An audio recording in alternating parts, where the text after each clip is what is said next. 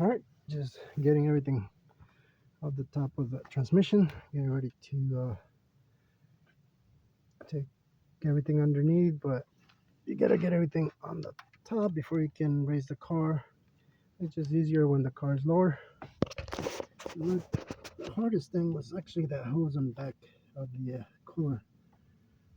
As you can see, everything is pretty much off. I already loosened the two bolts in there. I got the starter, plugs that out from up here. So I think that's it. Just gonna take it from here, take it off from here once I get everything from underneath. But oh, when doing this, make sure you unplug. I literally took this one off. This nipple literally broke on the last time I took the transmission out.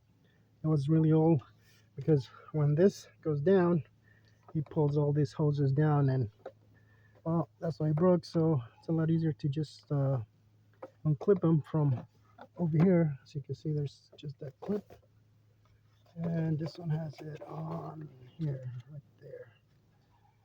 So that way, when the engine moves, this moves with it, and you're not pulling on anything on this side. Let me see here.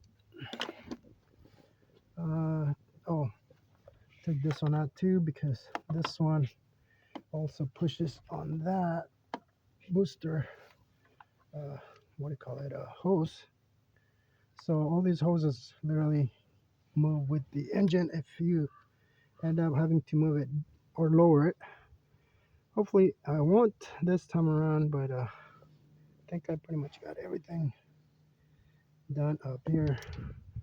The ground is still pretty wet, so I don't want to get under there, but I want to take advantage of the little sun that we're getting. And I think that's pretty much it for now.